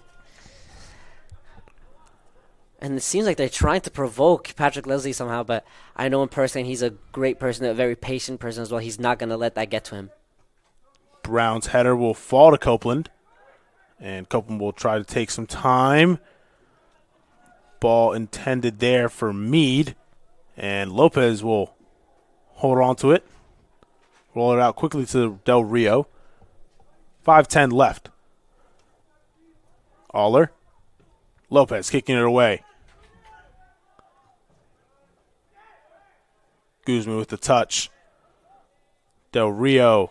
Haraba. Played up for Breen, and Breen chasing after it.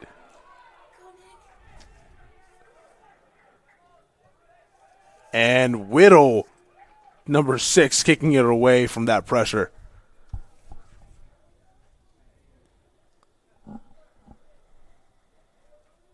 Now Haraba. Heavy pressure gets it taken away quick. Long ball sent in. Lopez will decide to kick it away.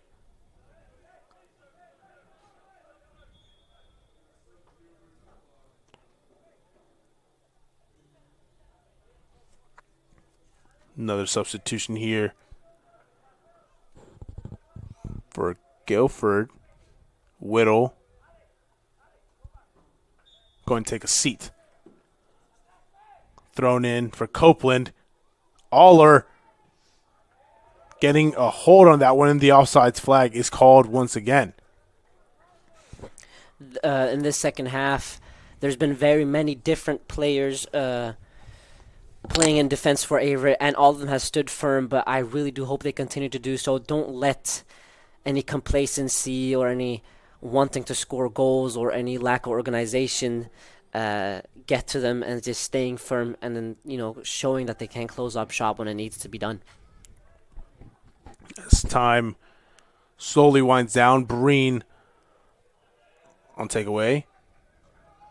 That's Douglas getting to take it away there against Barber. Now Haraba leaving it for Leslie. Switch to Breen. Breen with the header. Vital Pedraza gets a hold on that one.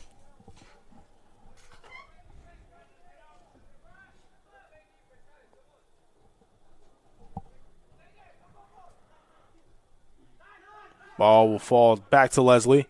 Leslie with the flick. Will try to hold on strong. Ken Vasquez. Great turn there. Getting to Saavedra. Leslie tracking back. There for Copeland. Copeland going to have a shot.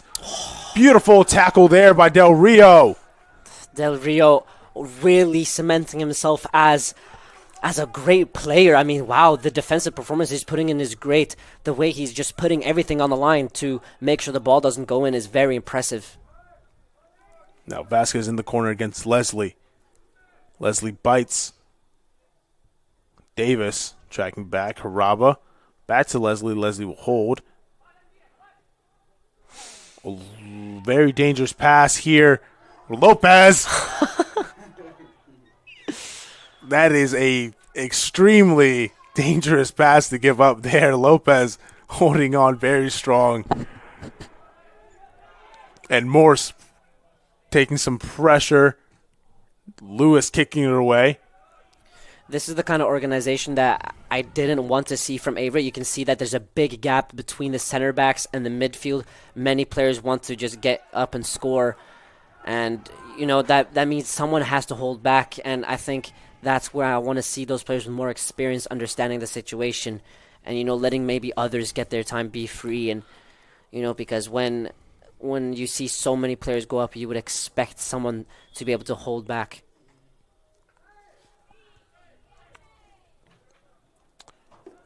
Ball will fall to Lopez. But it'll be a throw-in for the Quakers.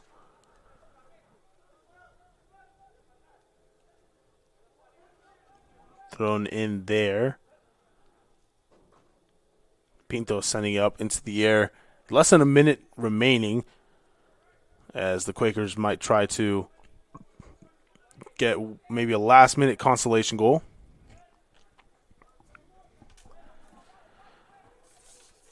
As the Cougars have completely run away with this one, 7-2. An absolutely unbelievable performance here in the second half. Yeah, there was a lot of nerves, a lot of complacency in the second half. No, in the first half, sorry. Trailing 2-1 in the last minute, it seemed like it might be heartbreak tonight, but it's far from. And there are always two sides of competition, the wins and the losses, as the Cougars will be very happy with this incredible win, 7-2 over the visiting Quakers here at Daly Field at Frank R. Campbell Stadium. Thank you all for joining us on the Averett Sports Network. My name is Luis Martinez, and to my right is Carlos Soli. Thank you very much. See you next time. Good night, y'all. Thank you very much for having us.